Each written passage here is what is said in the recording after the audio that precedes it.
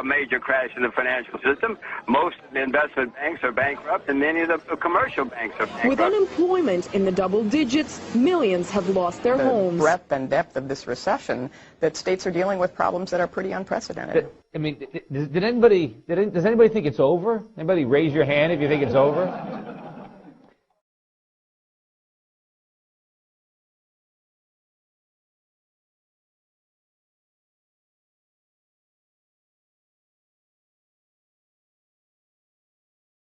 It's fairly simple. 9/11 became the excuse to invade Afghanistan. Then the Bush administration convinced us that who we really needed to invade was Iraq. These wars cost lots of money. Where'd we get the money? Mostly by borrowing it, in other words, by selling U.S. Treasury notes and bonds, or by simply creating new money. This drives the value of the dollar down.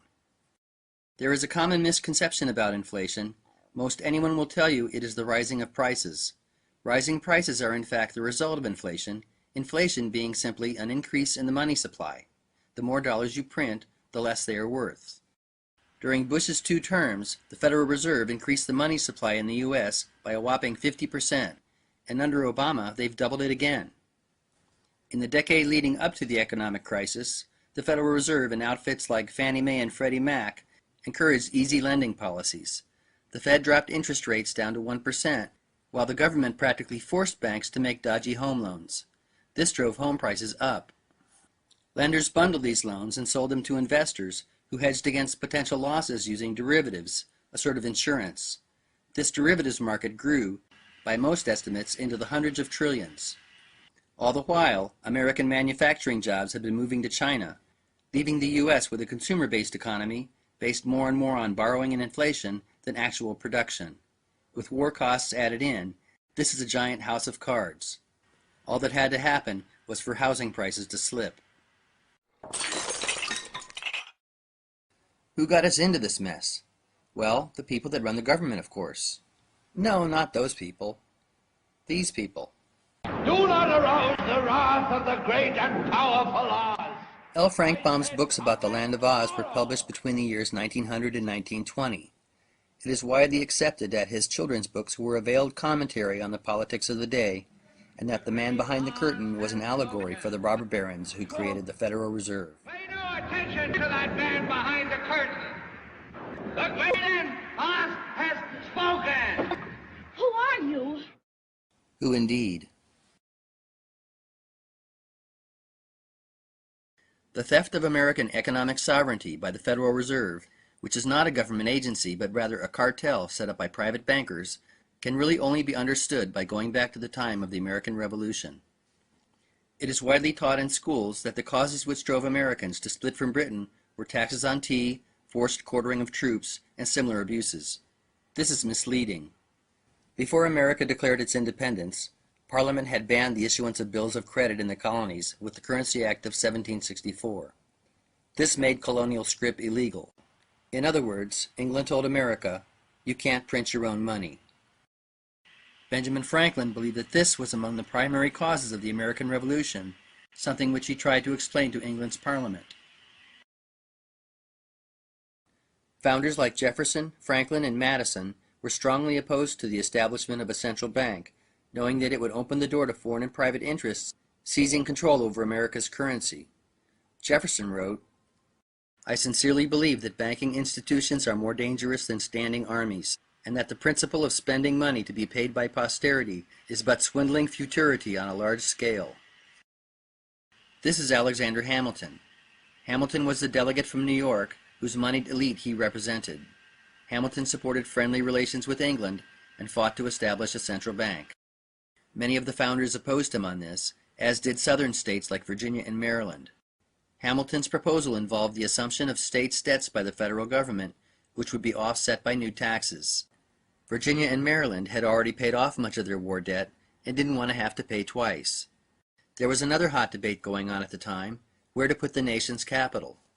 New York and Philadelphia were popular candidates in the North, but some founders were wary of placing the capital in either of these financial centers where corruption between bankers and politicians could take root. Finally, a compromise was reached. States' debts would be centralized under a federal bank, and in return, the capital would be established on the Potomac River. Hamilton showed his true colors when he was discovered by then-President Adams planning a coup d'etat against the fledgling U.S. government.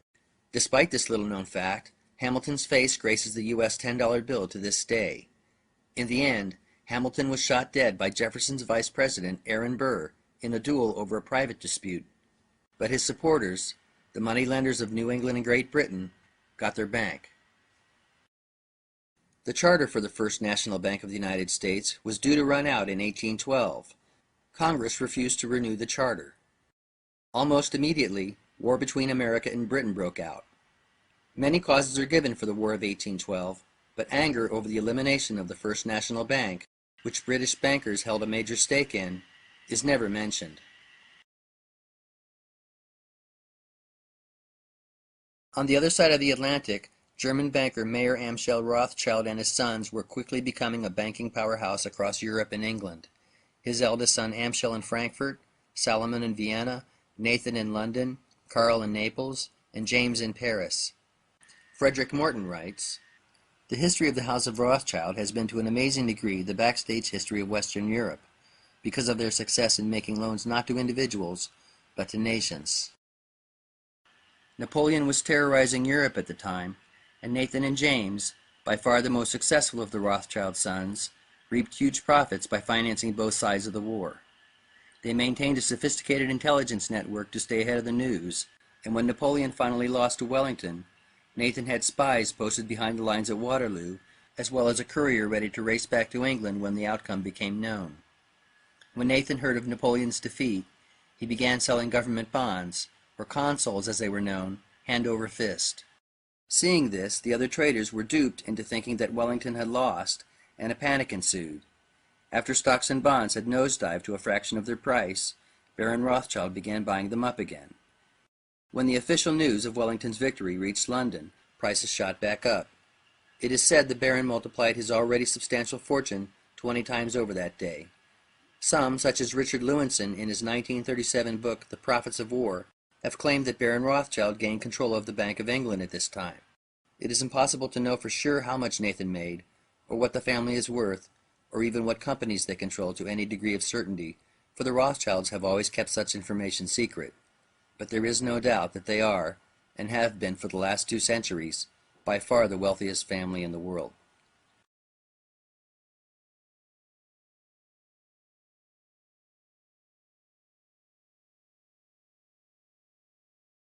The War of 1812 had left America's financial house in shambles, so much so that then-President Madison was persuaded to allow a second central bank to be established.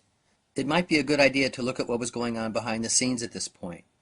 The 2 richest men in America at the time were Stephen Girard and John Jacob Astor.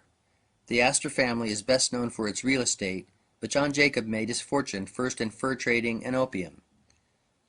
Girard looks like he could use a hat. In current U.S. dollars, these men would have been twice as wealthy as Bill Gates. Girard and Astor both held large shares in Hamilton's First National Bank of the U.S., and after it was shut down, the 2 men used their influence to promote Alexander Dallas to the post of Treasury Secretary. Dallas used his position to push through a new central bank, which Girard and Astor would be major stockholders in as well.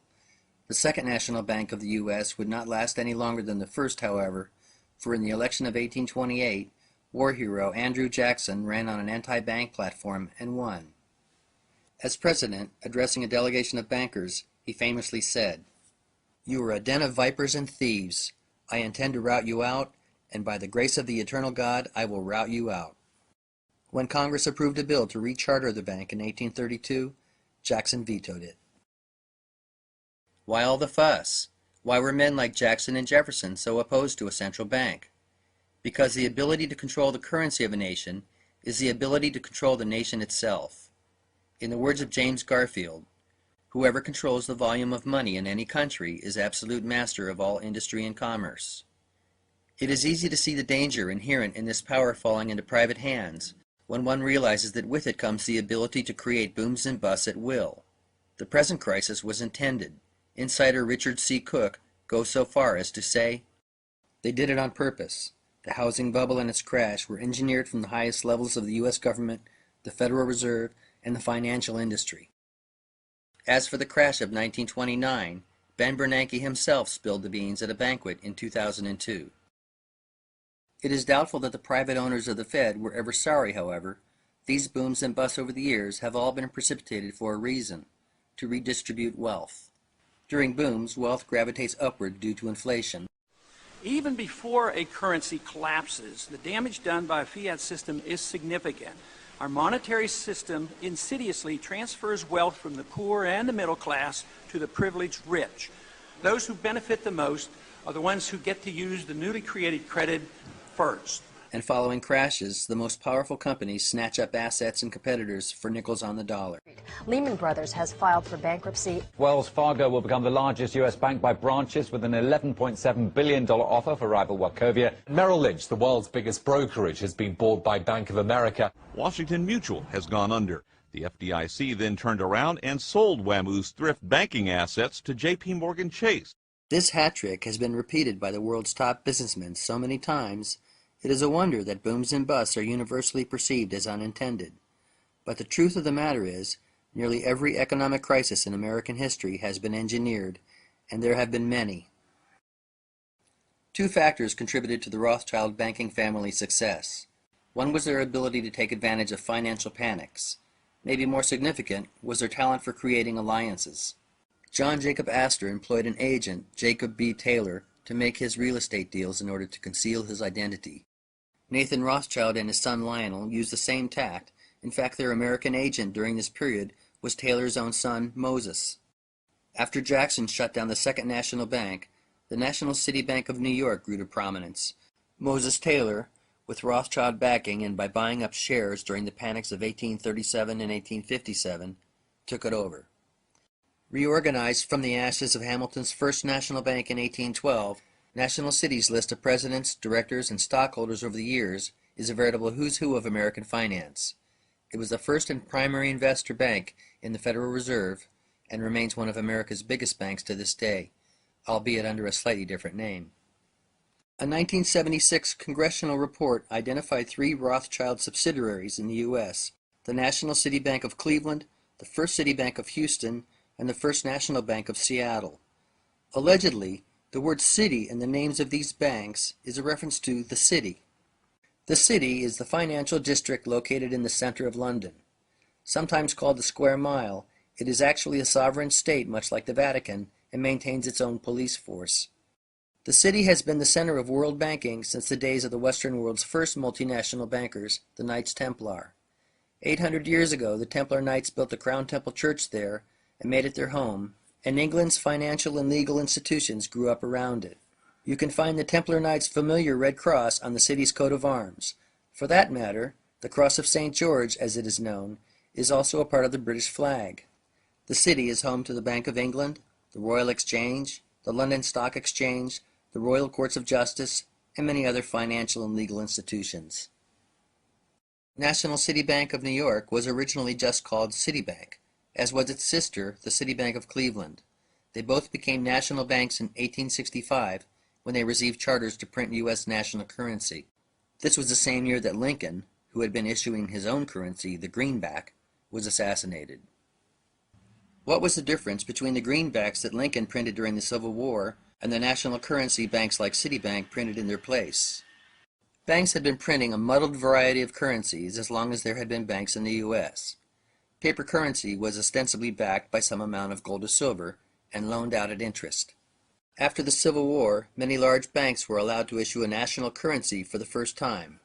This was a big step toward the elite's goal of recreating a national central bank. Lincoln's greenbacks, on the other hand, were issued by the Treasury and were interest-free. The greenback threatened to cut the banks out of the whole currency racket. They killed him for it. Only one other president in U.S. history has tried to issue interest-free Treasury notes. They killed him too.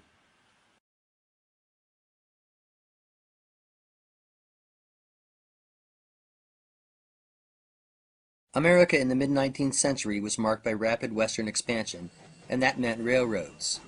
In the decade between 1860 and 1870, over 20,000 miles of track were laid, linking east to west and providing a way to move grain and cattle from the middle of the continent to the growing cities. All of this development required capital. Investors were more than willing to make loans, not just to turn a profit, but to get their foot in the door of the exploding American economy. The Rothschilds were no exception. In fact, they were pioneers in the financing of railroads on the other side of the Atlantic. Another Rothschild associate got in on the ground floor of one of America's first railroads, the B&O, a man by the name of George Peabody. Peabody was taken under the Rothschild wing in the 1830s and opened an office in London.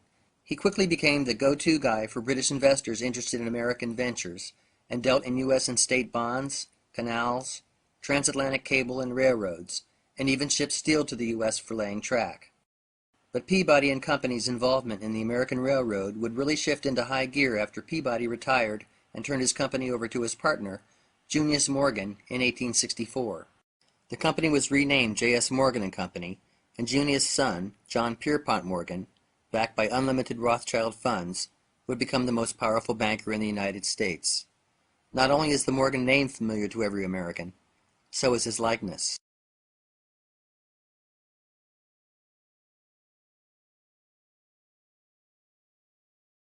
Alexander Brown was a linen merchant who emigrated to Baltimore from Ireland in 1800, becoming very successful.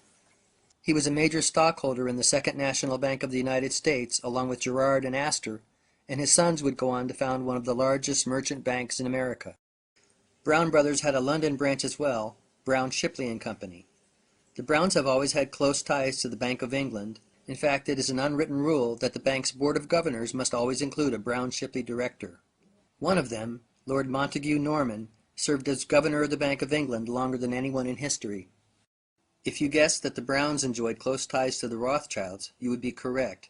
In fact, it was through George Peabody's connections with the Brown family that he was first welcomed into the Rothschild circle. Undoubtedly, the Rothschilds' closest allies were two German banking families, the Schiffs and the Warburgs. The Warburg family name is legendary in banking. M.M. Warburg & Company, based in Hamburg, is the oldest bank in the world and remains in private hands. The Schiff family shared a house with the Rothschilds in Frankfurt, the very house that Nathan and his brothers grew up in. Jacob Schiff first came to America after the Civil War, and in 1875 went to work for Kuhn Loeb & Company. He promptly married co-founder Solomon Loeb's daughter Therese and took over the bank.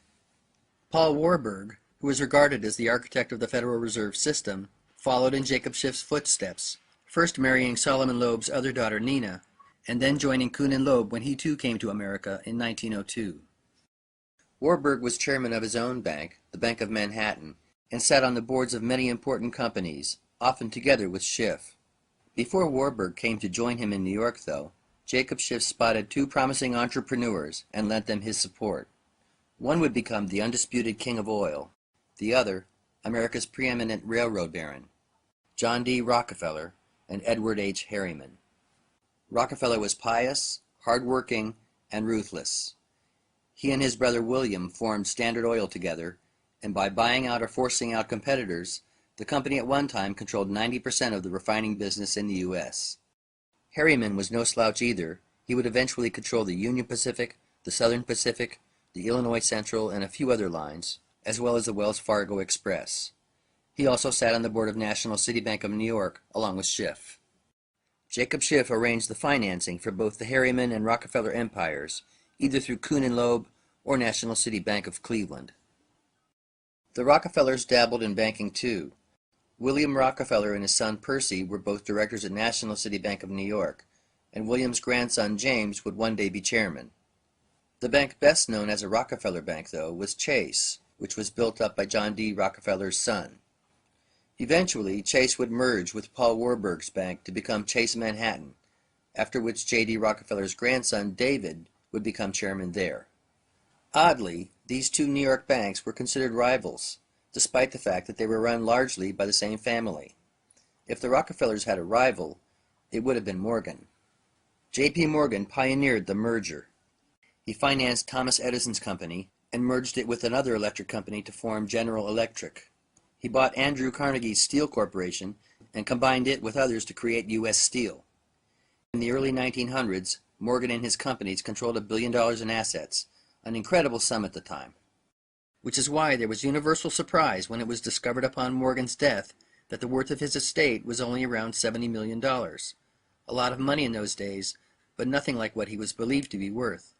The truth is, He was playing with someone else's money half the time. Morgan, like the rest of these players, was one brick in a financial pyramid, the top tier of which was occupied by the Rothschilds. With the addition of a few other bit players, this pyramid is a pretty good representation of the cartel that would form the Federal Reserve in 1913. But first, there would be a war. The similarities between the Spanish-American War and the war in Iraq are uncanny. Both happened around the turn of the century. Both were preceded by a well-coordinated propaganda campaign. Both were won quickly, but were followed by a long and painful occupation period. The U.S. was bogged down for years in the Philippines fighting insurgents. The death tolls of both invading U.S. troops and local civilians are eerily similar. Finally, both wars were based on a lie and initially supported by an American public which had been duped. While the robber barons were consolidating their control over American industry, several politicians, a Navy admiral, a newspaperman, and a lawyer were beating the war drum, pushing the U.S. toward war with Spain, which still held possessions in the Caribbean. You might think of them as the neoconservatives of 100 years ago. A couple of these men are worth taking a quick look at. The leader of this group was Teddy Roosevelt. Roosevelt helped drum up support for war with fiery speeches, while he and Elihu Root led a campaign to modernize the U.S. Navy. Root was Secretary of War at the time under McKinley, and Roosevelt became Assistant Secretary of the Navy in 1897. If you were wondering if these men were connected in any way to the bankers and tycoons we've been talking about, Elihu Root was their lawyer. He personally handled the legal affairs of J.P. Morgan, E.H. Harriman, and other powerful men, constantly running back and forth between Washington and New York. The Spanish were no saints, and an independence movement had sprung up in Cuba. The rebellion became more belligerent with U.S. backing, and Spain responded by throwing Cubans into relocation camps. William Randolph Hearst, the newspaper mogul, ran stories vilifying the Spanish and their abuses. Reportedly, an artist he had sent to Cuba to record the alleged crisis wired back, saying there was nothing to draw. Hearst famously replied, "You provide the pictures, I'll provide the war." In 1898, the USS Maine was sent to Cuba to keep an eye on things. 3 weeks later, an explosion sent the Maine, along with 260 American sailors, to the bottom of Havana Harbor. Spain was blamed and the U.S. declared war. Spain's wooden ships were no match for the newly modernized U.S. Navy, and the war was over within months. The U.S. took possession of Puerto Rico, Guam, and the Philippines. Cuba was given limited independence, but the U.S. kept Guantanamo Bay for itself. As it turned out, Spain had nothing to do with the sinking of the Maine. It's unclear if the explosion was a simple onboard accident or if the ship was intentionally sunk to get the war started. Either way, with its victory over the Spanish, America entered the new century as a world power. President McKinley was re-elected in 1900 with Teddy Roosevelt as his running mate. McKinley, who had resisted going to war, was barely into his second term 6 months when he was assassinated. Teddy Roosevelt assumed the presidency.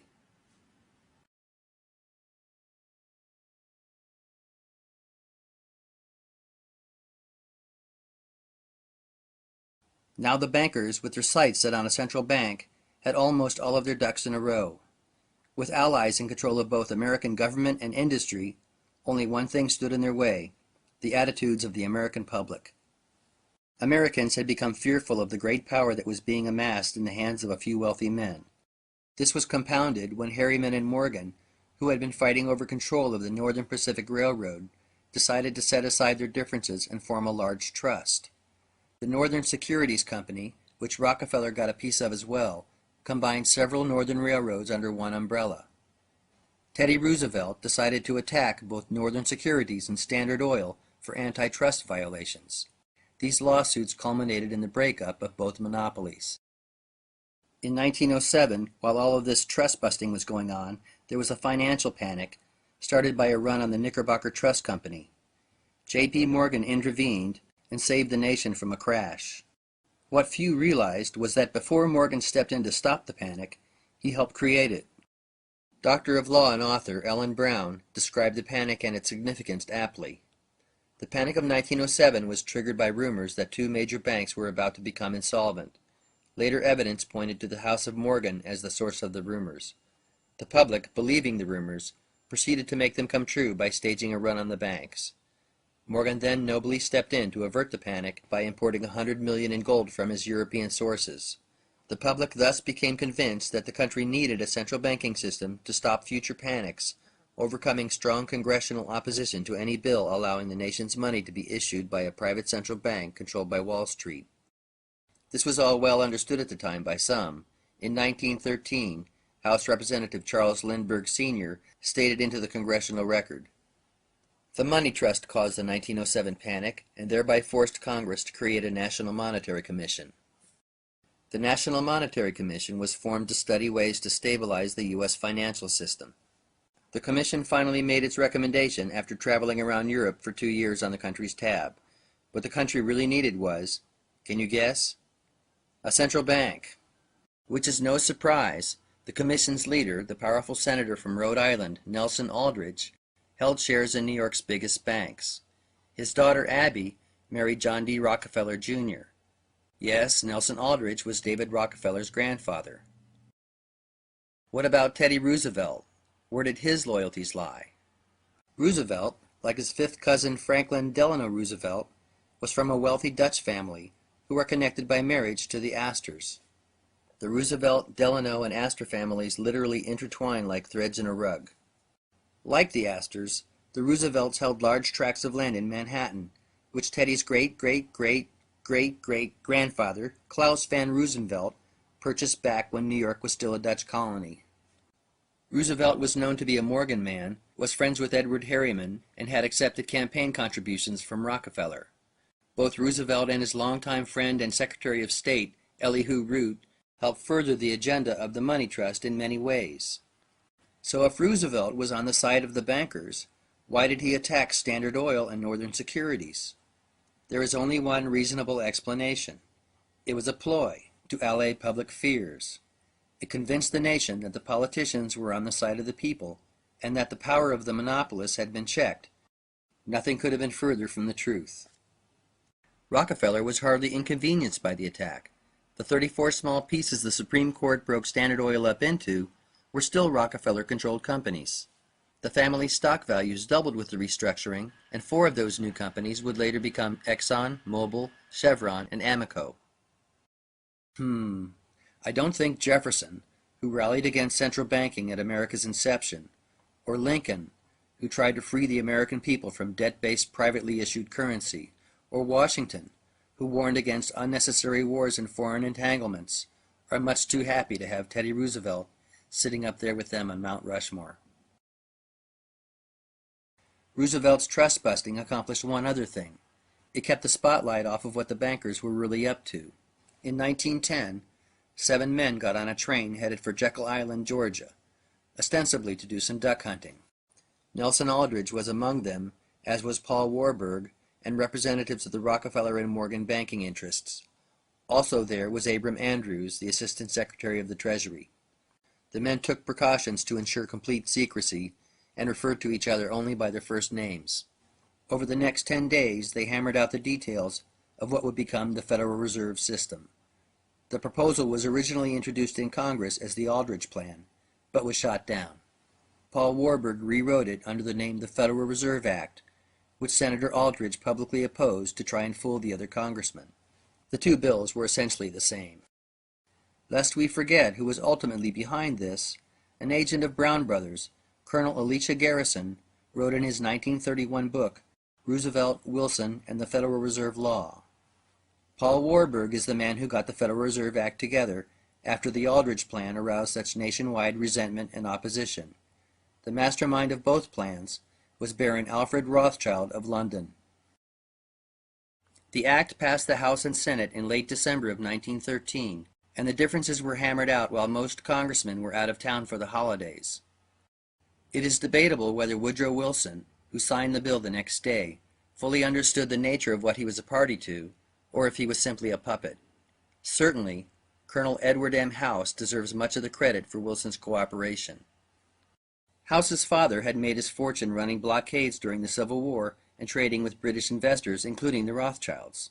Colonel House was solidly in the inner circle of the money trust and was Wilson's most trusted advisor, maintaining a residence in the White House. Woodrow Wilson signed the Federal Reserve Act into law on December 23, 1913. Jacob Schiff sent a letter to Colonel House thanking him.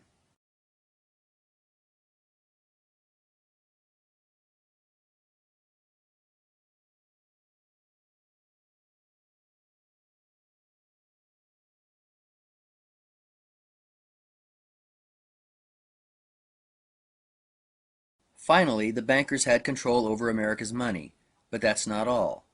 That same year the Federal Reserve Act was passed, Congress also passed income tax legislation for the first time, which would enable the government to tax people's labor in order to pay the interest on the money it would now have to borrow from the Fed. And it wouldn't be long before America would start borrowing like never before to pay for its involvement in a war.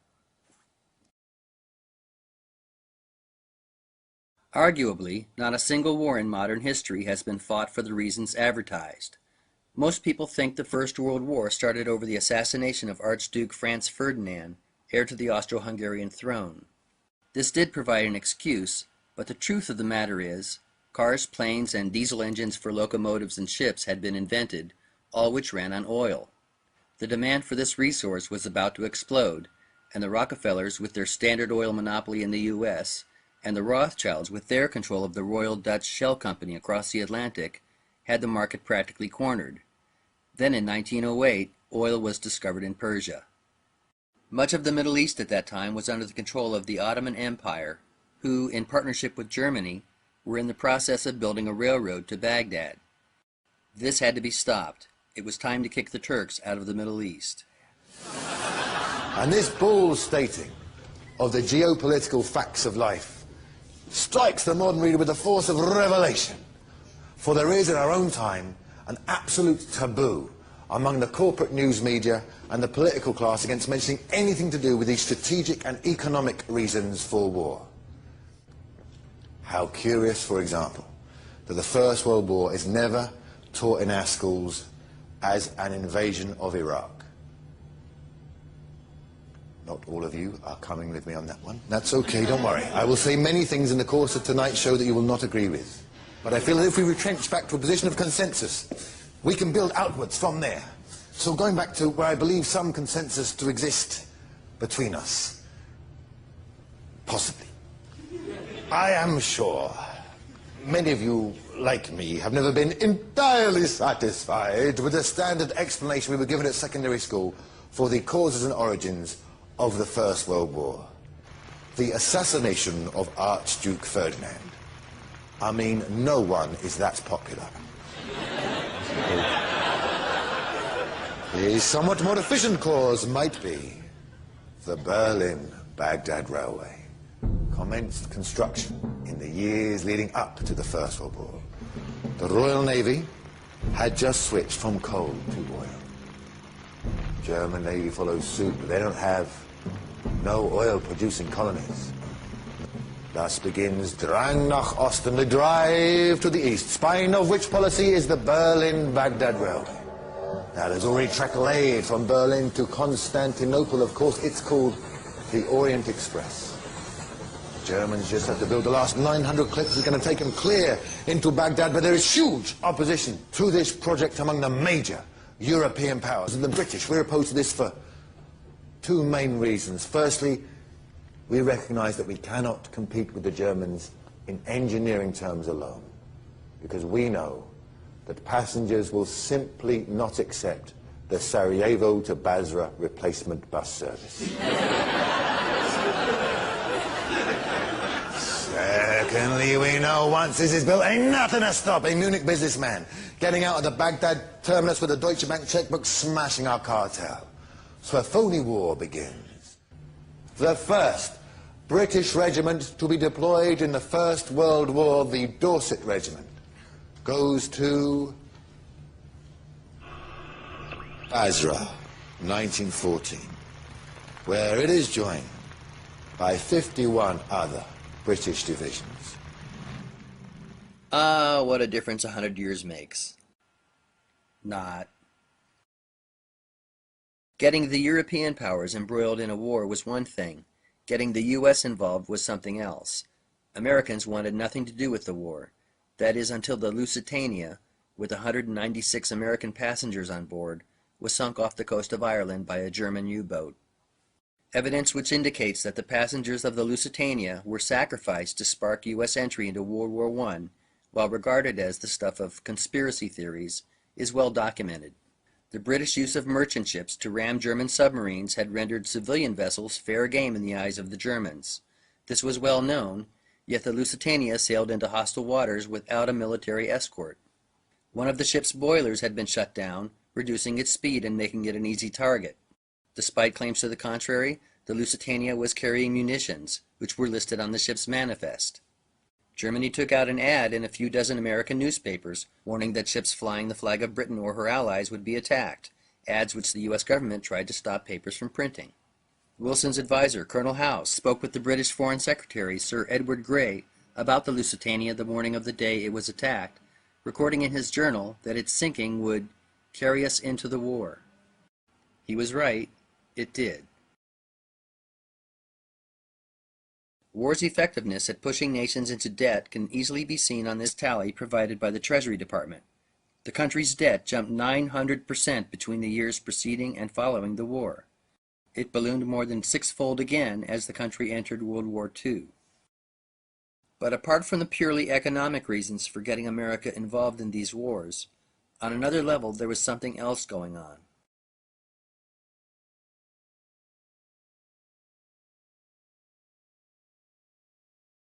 At what point in your career did you become connected with the Reese Committee? 1953. 1953. Yeah. And what was that capacity, sir? That was the capacity of what they call Director of Research for the Reese Committee. Can you tell us what the Reese Committee was attempting to do?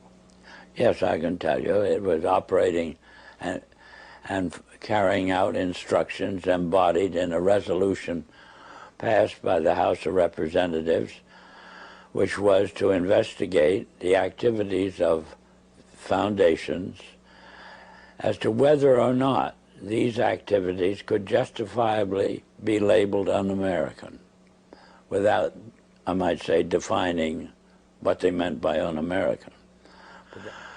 That what we had uncovered was the determination of these large endowed foundations through their trustees to actually get control over the content of American education.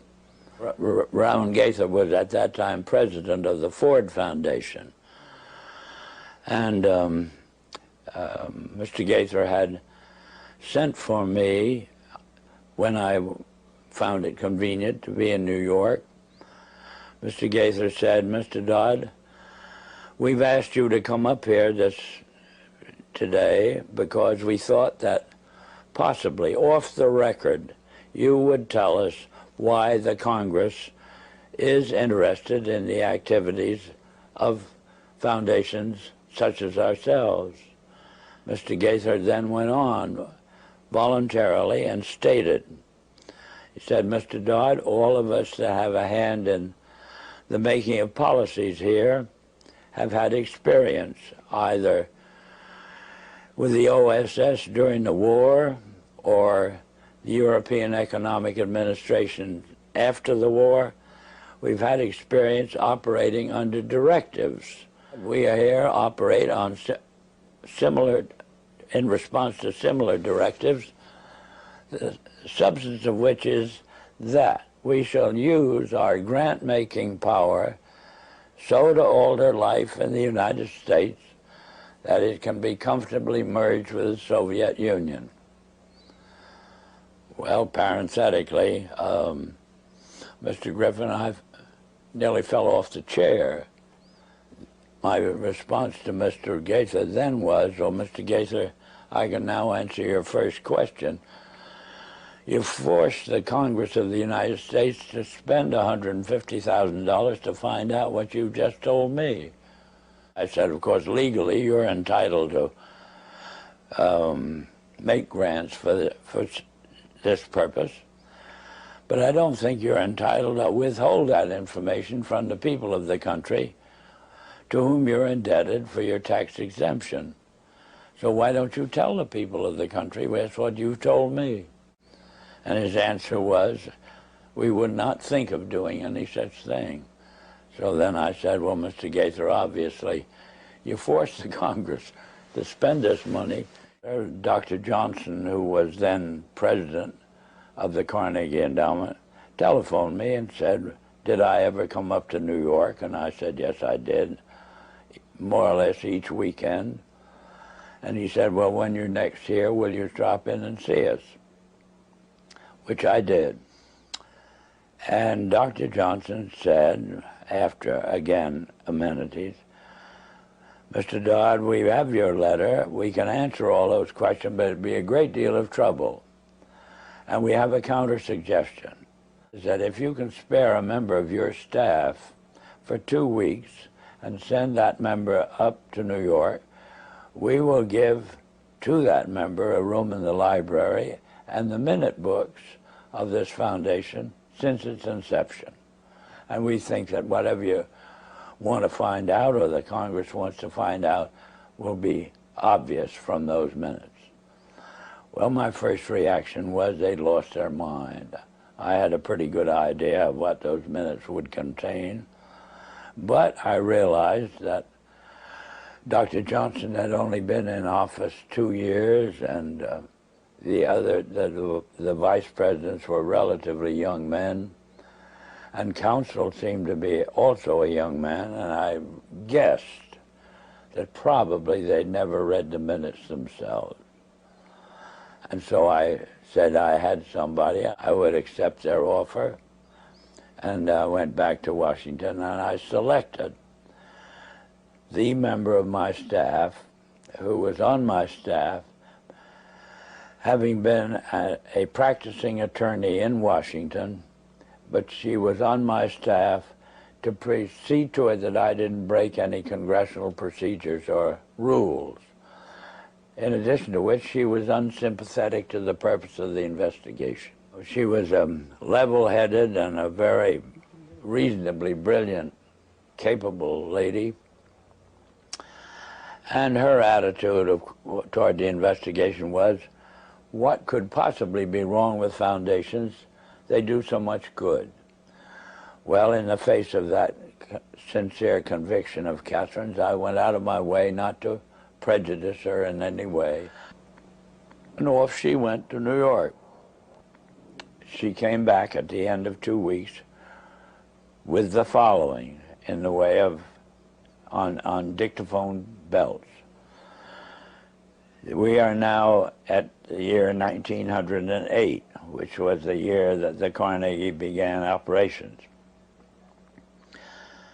And in that year, the trustees, meeting for the first time, raised a specific question, which they discussed throughout the balance of the year in a very learned fashion.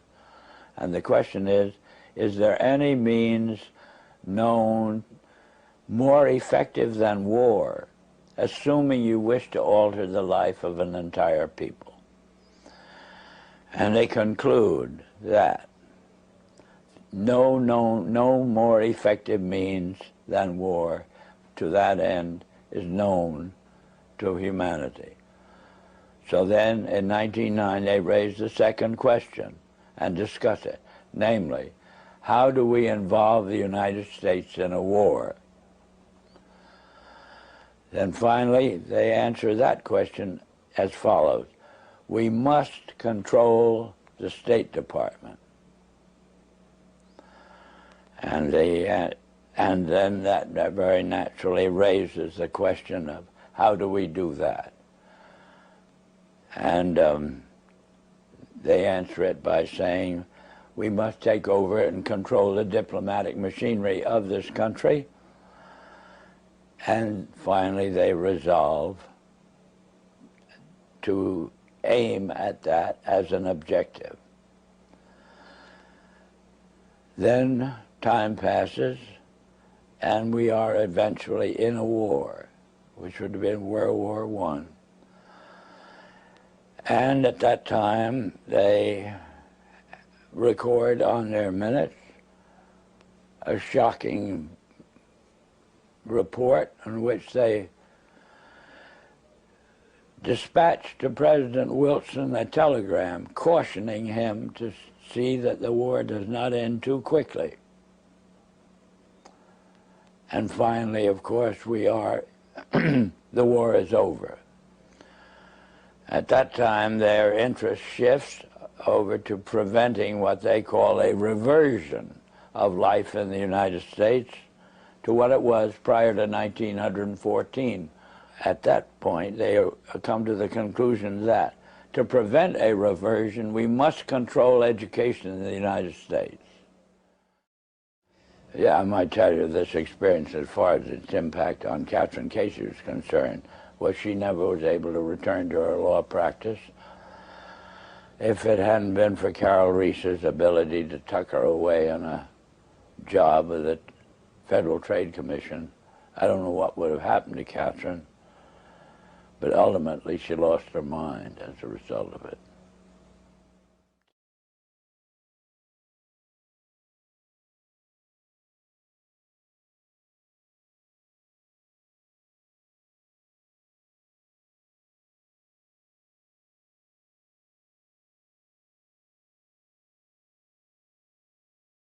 After World War I, the money trusts continued to consolidate their power, specifically to strengthen and institutionalize their influence over government. They did this by forming the Council on Foreign Relations in 1921. The council brought together the nation's top leaders in the fields of business, law, medicine, media, and politics. Currently, there are around 4,000 members. It was originally dominated by Morgan interests, with the Rockefellers gradually assuming more of a leadership role over the years. Its first chairman was, if you can believe it, Elihu Root. The Council on Foreign Relations is essentially a lobbying body, but one which wields vast influence. The majority of U.S. presidents since Franklin Roosevelt have been CFR members, as has nearly every U.S. Secretary of Defense and State since World War II. Most congressional leaders are council members, and important cabinet positions are also generally filled from the ranks of the council. It's good to be back at the Council on Foreign Relations. As Pete mentioned, I've been a member for a long time and was actually a director for some period of time. I never mentioned that when I was campaigning for re-election back home in Wyoming. The late Aaron Russo, an Oscar-nominated film producer who received but declined an invitation from Nicholas Rockefeller to join the Council on Foreign Relations, spoke about the organization. I had a friend, Nick Rockefeller, okay, who was one of the Rockefeller family, and he, when I was running for governor in Nevada, he came to me, introduced himself to me through an attorney, and we became friends. We started talking about things, and I learned an awful lot from Mr. Rockefeller. Now, I was definitely being recruited, but it's more subtle than that. Well, in your words, just go through the process, and then what he said. Well, what it is remember, we were friends, and we used to he used to come to my house a lot. We'd have dinner, we'd talk, and he'd tell me about business investments, how you get involved in, you know, and was I interested in joining the Council on Foreign Relations? You know, I would have to get a letter to join them, but was I interested in that? And, you know, just stuff, you know, leading you on. And I used to say to him that I never really did that because that wasn't where I was coming from. You know, as much as I like you, Nick, you know, your ways and my ways, we're on the opposite side of the fence. You know, I don't believe in enslaving people, you know, and he would come back with, oh, I do? Or? Well, it's more like, you know, how do I put it? It was like, what do you care about them? What do you care about those people? What difference does it make to you? They're just serfs. They're just people. You know, it was just a lack of caring, you know, and that's just not who I was. It was just sort of like cold, you know, it was just like cold. And we believe that it's best for society to be ruled by an elite people who control everything. And I said, I don't believe that. You know, I believe God put me on this earth to be the best person I could be, and put everybody on this earth to be the best they could be, not to be a slave and a sheep to you and these people. And I don't understand why you want to control everything. What is the need for that, you know? And I asked them, do all the people in the Council of Foreign Relations feel the same way you feel? He said, no, a lot of them think they're doing the right thing. They think that socialism is the best way to go. But the people at the top, they all know the truth of what's happening. And that's what it is. So it's compartmentalized within the elite structure as well. Of course, Pyramidal. it is. I mean, all the people that are in the CFR, was that 2,000-3,000 people? I forget what, like Dan Rather. They don't know. They don't know what's going on. They join the CFR because it's prestigious. They think it's good for business. It's good for this. You know, they don't know what's really happening. One of the CFR's most world-changing accomplishments was their creation of the Central Intelligence Agency. The CIA was formed after World War II as part of the Defense Act of 1947, a bill which also combined the departments of the Army, Navy, and Air Force under a new Department of Defense and created the National Security Council as well. This Defense Act was formulated by 3 longtime members of the CFR who also lobbied Congress for its passage. The first of these 3 men was James Forrestal, who served as the country's first Secretary of Defense. Harry Truman, who had succeeded FDR upon his death, was up for re-election at the time, and his opponent, CFR member Thomas Dewey, had been selected by the Council to succeed Truman. James Forrestal met with Dewey, and they had agreed that Forrestal would stay on as Defense Secretary after Dewey's election to the presidency. But to everyone's surprise, Dewey did not win. Truman did. This was maybe the only time since World War II that the Council on Foreign Relations did not control the outcome of a presidential election. They made sure it wouldn't happen again, however, for after Dewey's defeat, the Council has made sure that the presidential candidates from both parties were in their corner. Truman had ties to the mob, but was not a member of the Council. He soon fired James Forrestal. Forrestal was later admitted to Bethesda Hospital for psychiatric treatment, and soon after fell out of a 16-story window. The circumstances surrounding his so-called suicide are suspicious. Why he may have been killed is unknown. Before introducing the second of these 3 men, it will behoove us to first fill in some gaps regarding the militarization of Japan and the rise of communism. After financing the Rockefeller and Harriman empires, Jacob Schiff turned his attention to Japan and Russia. Russia had long been a thorn in the side of the international bankers. Tsar Alexander II had sided with Lincoln during the Civil War against them, and the Tsars had long refused to allow Western banking to take root in their country. So the bankers began formulating a plan to end Tsarist rule in Russia. The right-hand man of Jacob Schiff in this endeavor was an explorer and expert on Russian and Japanese affairs, a man by the name of George Kennan. In the 1880s, Kennan traveled to Siberia, which served as a sort of penal colony for political dissidents in Russia, and began writing articles for the Western press and giving lectures across the U.S. describing the deplorable conditions in the Tsar's labor camps. Influential Americans like Mark Twain reacted with horror and became ardent supporters of political change in Russia. Meanwhile, Jacob Schiff began funding Jewish revolutionaries led by Leon Trotsky, pursuant to orchestrating a coup d'etat in Russia. Schiff's grandson related later that the old man sank about 20 million for the final triumph of Bolshevism in Russia. Paul Warburg's younger brother Max, who ran the family bank headquarters in Hamburg, also helped fund Lenin and Trotsky. But before a coup in Russia would be attempted, the bankers saw another opportunity to weaken the Tsar, which involved Japan. There's just no way around it. In order to understand anything about Japan, you have to know what happened there in 1600. In that year, after centuries of fighting between dominant clans, a large battle took place at Sekigahara, in which over 150,000 samurai fought. During the fighting, several clans switched sides, and Tokugawa Ieyasu and his supporters won a decisive victory. Ieyasu subsequently moved his clan to Edo and united Japan under what is known as the Tokugawa shogunate, Tokugawa being the clan name, and shogunate meaning simply military rule.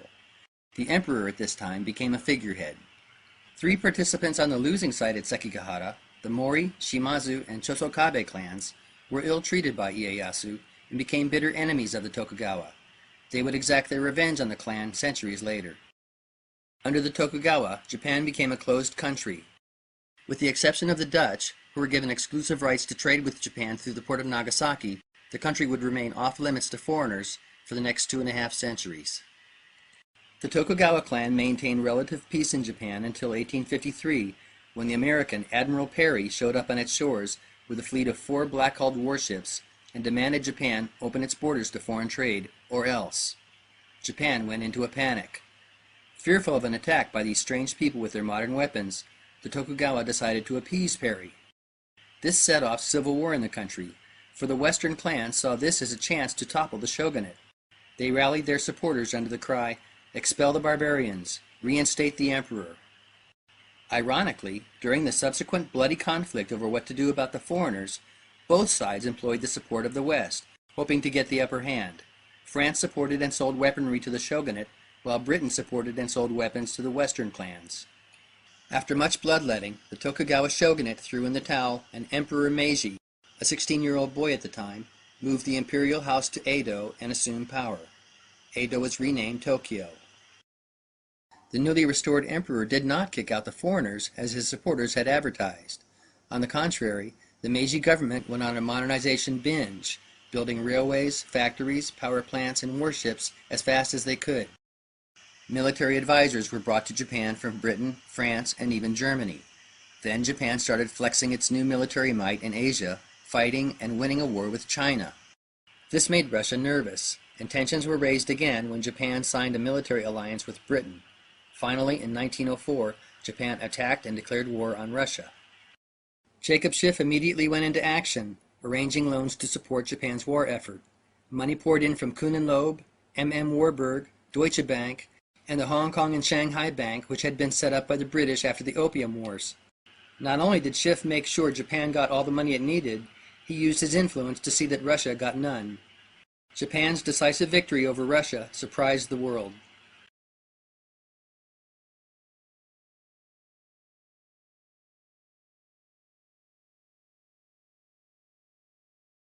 It was no secret that powerful Western business interests exploited Japan's eagerness to modernize and her thirst for conquest to attack Tsarist Russia. Political cartoons of the day attest to this. Jacob Schiff even bragged about it. John Hammond was quoted in the New York Times commenting on Schiff's boastful statement that the money of Jewish bankers had made it possible for Japan to wage a successful war against Russia. George Kennan boasted about his role in taking down the Tsar as well. He arrived in Japan in 1904 just as the war was getting underway, and with the permission of the Meiji government, distributed anti-Tsarist propaganda to Russian prisoners of war. He was later quoted as saying that, as a result, 50,000 Russian officers and men went back to their country ardent revolutionists. Yet another straw was laid across the Tsar's back. In 1908, Jacob Schiff led a campaign to force then-President Taft to abrogate the U.S.'s long-standing trade agreement with Russia. Skeptics often submit that Jacob Schiff's campaign to topple the Tsar was merely a private crusade, but this is clearly not the case. In 1915, the American International Corporation was formed. On its board of directors sat some of the top financiers of the day, Percy Rockefeller, his brother-in-law James A. Stillman, and the president of E.H. Harriman's Southern and Union Pacific Railroads, Robert S. Lovett, all directors at National City Bank of New York. The company's founder was National City Bank's president, Frank Vanderlip, one of the 7 attendees at Jekyll Island. Other AIC directors included Otto Kahn of Kuhn and Loeb, Pierre DuPont, and the great-grandfather of George W. Bush, George Herbert Walker. The American International Corporation worked closely with another important company, Guarantee Trust of New York. Guarantee Trust had been built up on the Rockefeller, Whitney, Vanderbilt, and Harriman fortunes, but by 1915, J.P. Morgan held controlling interest. Guarantee Trust's list of directors was impressive as well. It included George F. Baker, Charles H. Allen, Rothschild Representative August Belmont, Harry Payne Whitney, and J.P. Morgan partner Thomas Lamont. The bank's vice president was Harold Stanley, who would go on to co-found the Morgan Stanley Investment House. In short, the bulk of American wealth and power was represented on the boards of these two companies. Together, they would eventually control dozens of multinational corporations operating around the globe.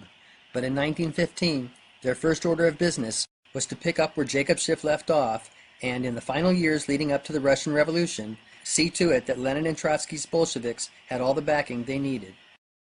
Finally, in 1917, Tsar Nicholas II, weakened by George Kennan's propaganda campaign, humiliating defeat at the hands of the Japanese, and catastrophic involvement in World War I, fell to the Bolsheviks. The Tsar and his family were killed in a house in Yekaterinburg. Communism was born. How surprising that the second architect of the Defense Act of 1947 turns out to be George Kennan's cousin, twice removed, George F. Kennan. If you are confused by the fact that the CIA and their arch nemesis, Communist Russia, were created essentially by the same people, don't be. The Central Intelligence Agency was never designed to fight the spread of communism, safeguard democracy, or anything like that, despite the fact that the communist threat provided the justification for practically everything the agency did up until the fall of the Soviet Union. In truth, the CIA was created to do a very simple, specific job, a job to which intelligence gathering is merely incidental. Now, before introducing the third architect of the Defense Act of 1947, we really need to answer a few questions, which are undoubtedly nagging at you by now. What is it that the CIA was really designed to do? What is the real agenda of the bankers and organizations like the CFR? And what did Ford Foundation President Rowan Gaither mean when he said, as quoted by Norman Dodd, "We shall use our grant-making power so to alter life in the United States that it can be comfortably merged with the Soviet Union." And finally, who are these people? Is there a so-called Jewish conspiracy, as some conspiracy theorists claim? And what about that other group often accused of trying to run the world, the Freemasons? Do they play a role in any of this? We can answer all of these questions, and more. But there's a little more digging we'll have to do first, so grab your shovel. When Tokugawa Ieyasu granted exclusive trading privileges to the Dutch, he wasn't forming an alliance so much with Holland as with the Dutch East India Company, which set up their first trading outpost in Asia just after Ieyasu's victory at Sekigahara. The Dutch East India Company and its main competitor, the British East India Company, were the first multinational corporations. They wielded the power of sovereign nations on the seas and generated tremendous profits plundering the far corners of the world. When people think of these outfits, they think of spices, and while it is true that the Dutch and British East India Companies imported spices and tea from the east to the west, the most lucrative part of their business was the opium trade. A Dutch West India Trading Company was also formed to profit from the lucrative slave trade in the Americas. To put it bluntly, much of what these trading companies engaged in was licensed piracy. Another interesting fact about these trading companies is that they were dominated by Freemasons, from the investors and governors down to the ship's captains. This is evident in the numerous Masonic lodges which sprung up along the trade routes. So how curious that both pirates and Freemasons are associated with this symbol. The skull and crossbones is a prominent symbol in Masonry. Here are some Freemasonic aprons. A skull and usually crossbones are also present in what is called the Chamber of Reflection, a room prepared for initiates undergoing the Masonic rite of the first degree in many orders. What few people know is that both Freemasons and pirates inherited the symbol from the same place, the Knights Templar. The true origin of the skull and crossbones is most likely the Chi Rho, an ancient symbol whose meaning is not morbid at all, but more akin to rebirth. The first Templar to fly the skull and crossbones, legend has it, was Roger II of Sicily, who harassed and plundered the coasts of Greece and northern Africa, and for whom the Jolly Roger is named. According to myth, Roger's father, King Roger I, copulated with the corpse of his wife Adelaide, Roger II's dead mother, and returned 9 months later to find only a skull and crossbones. The original Templars were Normans, the blood product of Franks and Vikings. The order was formed during the First Crusade, and with special privileges granted by the Pope, they amassed great wealth and power, operated a vast banking network, and built hundreds of churches and castles across Europe and the Middle East. They also maintained a large fleet of ships and dominated the commerce of much of the world. The Templar Knights had a good run until 1307, when King Philip IV of France, who was deeply in debt to the order, lit on the idea of wiping out his debts by charging the Templars with heresy. And so, with the consent of the Pope, his men began arresting knights. Many were imprisoned and tortured, and some burned at the stake. Most, however, fled, mainly to Portugal and Spain, Scotland, and very likely Switzerland. How interesting that the home of the Bank for International Settlements, the central bank of central banks, may well have been a refuge of these medieval bankers. Author Ernesto Frere explored what happened to the Templar fleet, which disappeared from the shores of La Rochelle when the hammer of King Philip came down. He concludes, like others, that many Templars took to the sea after their banishment, thereafter adopting a life of piracy. These skull and bones decorate gravestones in a churchyard in Temple, Midlothian, an area granted to the Templars by David I of Scotland in the 12th century. Scotland is rich in Templar history, and some believe that the Knights helped Robert the Bruce win independence from England on the field of Bannockburn. So what do you think? Does the flag of Scotland really derive from the cross of St. Andrew, as legend has it?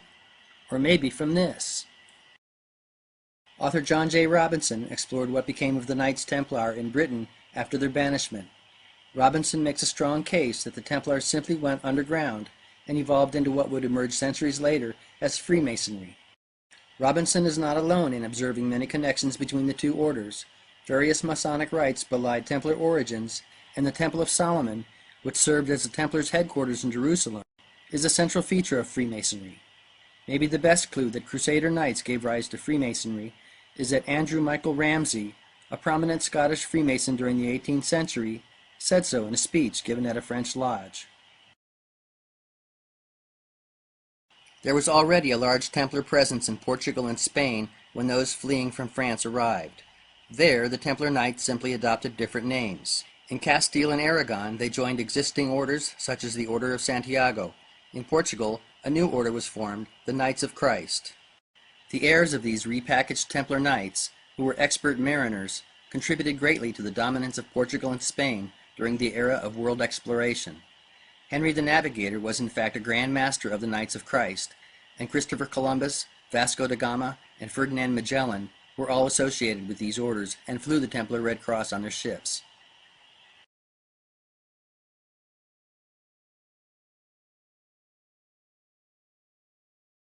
This age of exploration was Spain's golden age, and then King Ferdinand of Aragon and his wife Queen Isabella of Castile did something stupid. They heeded the counsel of reactionary priests and started the Spanish Inquisition. As a result, tens of thousands of Jews fled. In the latter half of the 16th century, profound changes were taking place in England and Holland. Holland, known for religious tolerance, was a Spanish possession when the Inquisition began, but declared independence in 1581 and eventually kicked the Spanish out.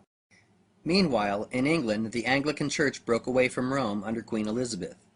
To wit, the Catholic Church was losing its authority in these countries, and that's where many Jews fleeing from Portugal and Spain went. And there's good reason to believe that at least some of the Templar remnant there went with them. Here's why. The religious convictions of the heirs and descendants of the Templar Knights, officially a heretic order, would have been suspect in the eyes of the Catholic Church. The Spanish Inquisition was not just an attack against Jews and Muslims. Any deviation from strict Catholic doctrine was grounds for persecution, and rumors of the Templars' Gnostic beliefs and occult practices had led to their banning. The Knights of the Spanish and Portuguese orders had developed a fruitful partnership with Jewish merchants in Spain and Portugal, who not only invested in voyages to the New World, Africa, and the Far East, but also played a role in marketing valuable goods brought back. Queen Isabella, King Ferdinand, and their successors expropriated property from the orders while the Inquisition raged to help pay for military entanglements, notably against the English and the Dutch. Maybe the best indication that the Templar remnant followed their fleeing Jewish partners is that as the Spanish Inquisition dragged on, Portuguese and Spanish dominance on the high seas went into decline, while that of England and Holland surged. This culminated in the establishment of the Dutch and British East India Companies, which both Freemasons and Jewish merchants played significant roles in. This notion of a Templar flight from Spain and Portugal to England and Holland is almost completely undocumented, but seems very likely, and, if accurate, is startling, for it allows us to trace a continuous thread of conquering, plunder, commercial domination, and colonization. It begins with Rollo the Viking, who invades and conquers northern France in the 9th century. The Franks make peace with Rollo and his Vikings by granting them Normandy. A century later, Normans invade and conquer southern Italy and Sicily. Then in the 11th century, more Normans invade and conquer England. They are led by William the Conqueror, Rollo the Viking's direct descendant. A generation later, Normans and allies from all over Europe invade and conquer the Holy Land, at least for a time. This is when the Templar Knights are born. The Templars in turn dominate the commerce of the Christian world until they are banned and flee. From Portugal and Spain they begin exploring the world and establishing trade routes, but are chased out by the Catholic Church again, this time fleeing to Northern Europe and England. There, they and the local Templar remnant, who will later come out of the closet as Freemasons, set up the Dutch and British East India Companies with the help of Jewish merchants and begin colonizing the world. The thread doesn't end there either, for several American families got in on the opium and slave trade rackets. Participating in the opium trade, we have, predominantly, the Astor, Cabot, and Russell families. John Jacob Astor we have already met. Remember Henry Cabot Lodge in Teddy Roosevelt's circle of warmongers? His mother was a Cabot. The Russells we have not yet met, but FDR's grandfather, Warren Delano, was manager of operations in China for the Russell family. On the slave trading side, two other Roosevelt patriarchs, Johann and Jacob, owned a slaving ship, the Expedition. The Browns were involved in the slave trade before they moved into banking, as was George Peabody, who ran the Georgetown slave market.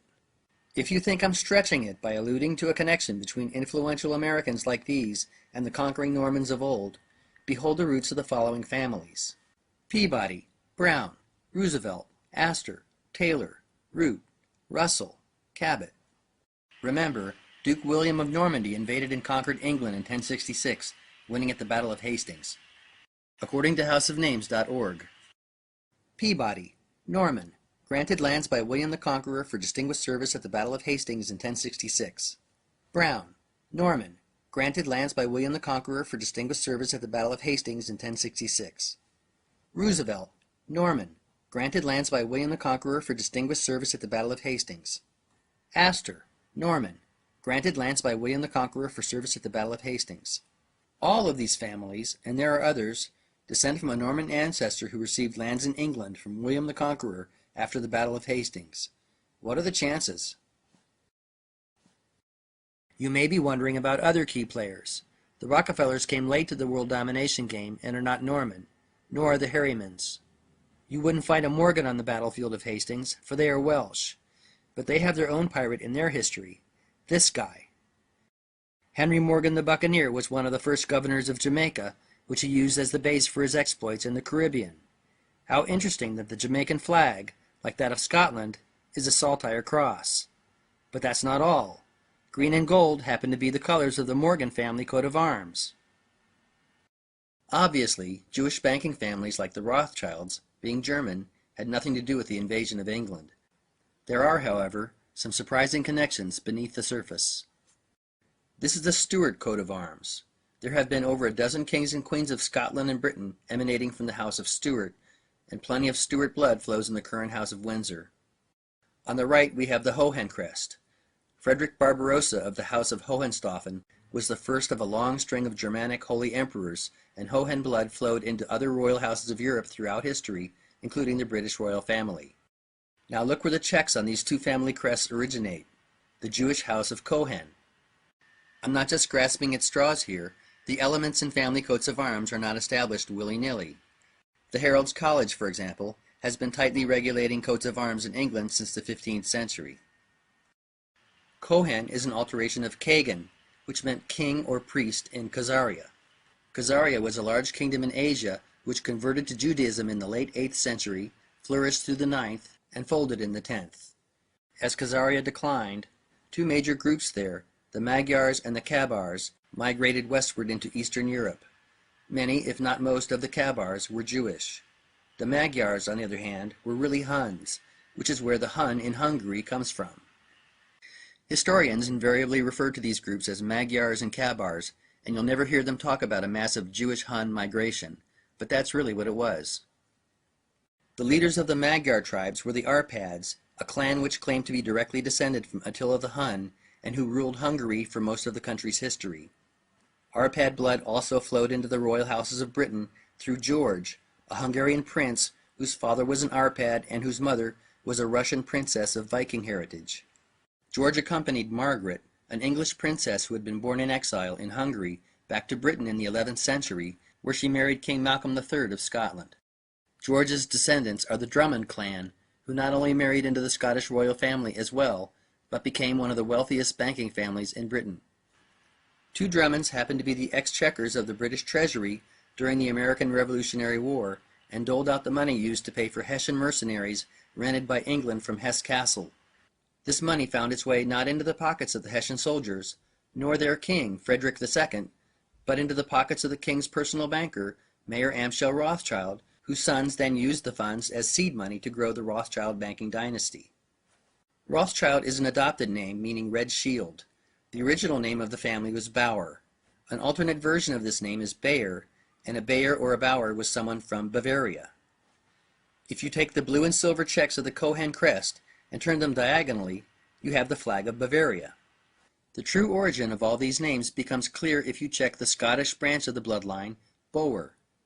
The bow and arrow was the weapon of choice of the Huns, and this bundle of 5 arrows is an ancient Hun symbol. The Rothschild banking logo displays the same symbol. This topic is far too deep to really address here.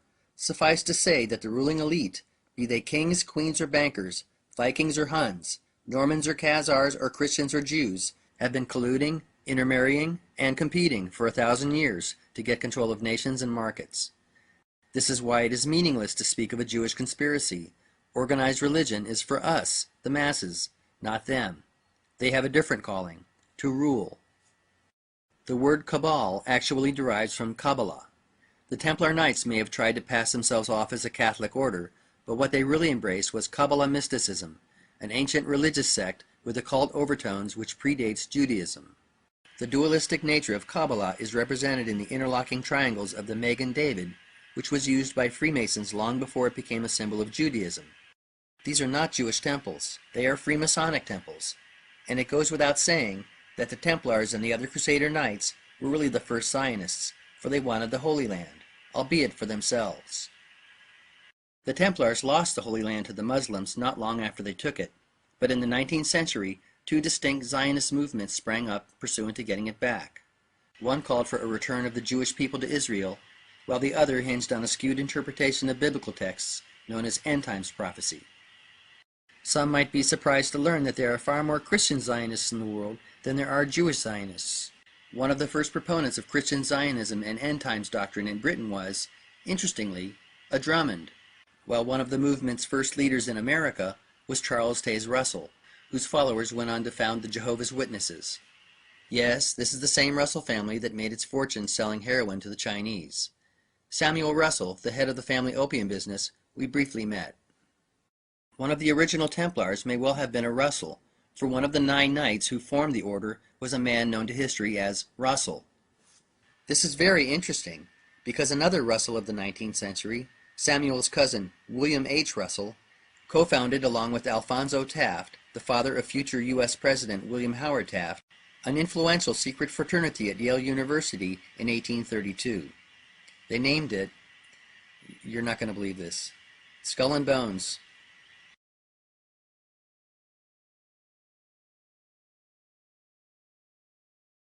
Now we get to see how the Bush family fell in with the Harrimans and the Rockefellers. Many are aware that former U.S. President George W. Bush is an alumnus of the Skull and Bones fraternity. His father, George Herbert Walker Bush, was a member too, as was his father, Prescott Bush. It was at Yale University that Prescott Bush became close friends with Averill Harriman, the son of E.H. Harriman, who was also a bonesman. But the Bush-Harriman family connection actually goes back a bit further. Prescott's father was Samuel Bush, who would have been George W.'s great-grandfather. Samuel Bush was general manager and later president of Buckeye Steel Castings, a factory in Ohio controlled by the youngest brother of John D. and William Rockefeller, Frank Rockefeller. Buckeye Steel Castings made munitions and railroad hardware, the latter of which it sold to an associate of the company, E.H. Harriman. E.H. Harriman's son Averill had little interest in railroads, and instead of following in his father's footsteps after graduating from Yale, he decided to go into investment banking, forming W.A. Harriman and Company. He enlisted his friend Prescott Bush to join the company as a partner, and chose George Herbert Walker to serve as the bank's president. Walker was a well-connected investment banker in his own right, who was one of the directors at the American International Corporation. The year prior, Bush had married Walker's daughter, Dorothy. Their son, George Herbert Walker Bush, was of course named after Dorothy's father. Finally, we get to see where Brown Brothers fits into this quilt. After the crash of 1929, Brown Brothers merged with Harriman's Bank to become Brown Brothers Harriman. Time magazine announced the merger in 1930, noting that 8 of the 10 initial partners of Brown Brothers Harriman were all Skull and Bones alumni.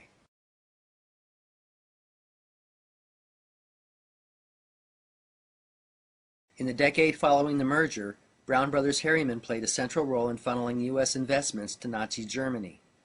Funds were transferred through the Union Banking Corporation, an affiliate bank set up by Harriman and an early Nazi supporter, Fritz Thyssen. The recipient of the bulk of these transfers was the IG Farben Company in Germany, the corporate muscle behind Adolf Hitler. IG Farben was run by its co-founder, Max Warburg, at least until anti-Jewish policies made it impossible for Max to remain in Germany. Rockefeller's Standard Oil of New Jersey also helped the Nazis prepare for war, providing IG Farben with a formula for making aviation fuel from coal, for example. Standard Oil escaped any serious repercussions from their cooperation with the Nazis, but UBC wasn't so lucky. The Union Banking Corporation was busted under the Trading with the Enemy Act and its assets seized. Many accounts of the scandal sidestepped the involvement of Harriman and Bush, but UBC's offices were in fact located in the Harriman Building at 39 Broadway in New York, and Prescott Bush and Averill Harriman's brother Roland were both directors at Union Banking Corporation. You can find their names listed here on vesting order number 248, filed with the Federal Registry in 1942 in conjunction with the seizing of the bank's assets. Another major player in the funding of Nazi Germany was the powerful law firm of Sullivan and Cromwell. One of Sullivan and Cromwell's important early clients had been Standard Oil, and the firm had also helped J.P. Morgan facilitate his General Electric and U.S. Steel mergers. Two senior partners at Sullivan and Cromwell during the years leading up to World War II were John Foster Dulles and his brother, Allen Dulles. Not only were the Dulles brothers instrumental in the transfer of U.S. capital to pre-war Nazi Germany, they helped their clients, Brown Brothers Harriman and Standard Oil, try and hide their Nazi connections, albeit with limited success. Allen Dulles is truly a titanic figure in modern American history. He ran the OSS, which was America's intelligence arm during World War II, and the predecessor of the CIA. One of his brainchilds was Operation Paperclip, whereby German scientists and intelligence operatives were brought back to the U.S. after the war. Dulles sat on the board of J. Henry Schroeder Bank, one of the original investor banks in the Federal Reserve System, and a bank which was also instrumental in Nazi funding. Dulles also served as president of the Council on Foreign Relations from 1947 to 1950. The prevailing wisdom is that the father of the CIA was Wild Bill Donovan. Donovan was an important figure, but the title really should go to these three men. In particular, the third architect of the Defense Act of 1947, Allen Dulles. Now that we've crossed that hurdle, what is it that the CIA was really designed to do? As the 20th century progressed, corporate America increasingly became involved overseas. The AIC Guarantee Trust Coalition was the catalyst for this growth, and they came to control no less than 200 multinational corporations involved in everything from the manufacture of machinery to international shipping to agriculture and mining. Frank Vanderlip stated, "The way we conceived the American International Corporation, we had decided that what was needed was some kind of organization that would take a foreign business enterprise of great possibilities, or even a good idea with management behind it, and finance it into strength." Over the decades, the face of Wall Street changed as companies merged, changed names, and vied for dominance, but the model forged by AIC and Guarantee Trust, one of global commerce directed from select boardrooms, continued. By the mid-20th century, the scope and breadth of this commercial empire was reminiscent of that of the Dutch and British East India Companies in earlier centuries. But there was a major difference. The Dutch and British East India Companies did their own dirty work. They had gunships with which to enforce their monopolies. Corporate America in the 20th century didn't have gunships. They relied on the State Department to grease the wheels of international commerce, and diplomacy was often less than effective. That's where the CIA came in. It served as the attack dog for America's corporate elite, protecting their interests abroad.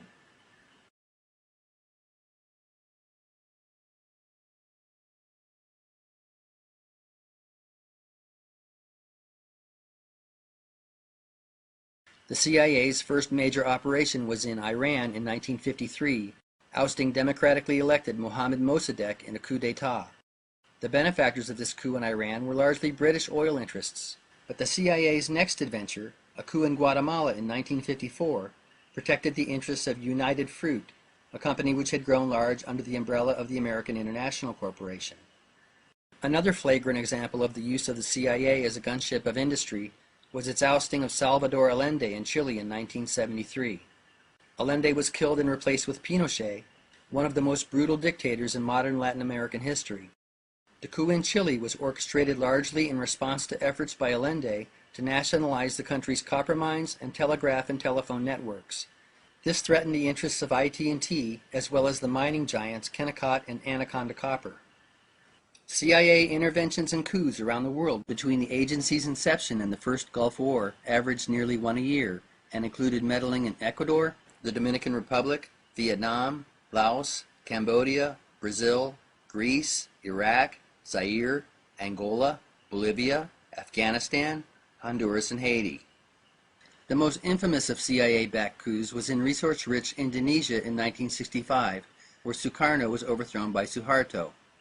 After the takeover, Suharto's troops murdered over 500,000 alleged PKI party sympathizers with the aid of intelligence supplied by the CIA. The tragedy of all this chaos and killing is compounded when you factor in that much of it was paid for by U.S. taxpayers, hypnotized by the perceived communist threat and clueless as to how big business really pulled the strings in Washington and Langley, Virginia.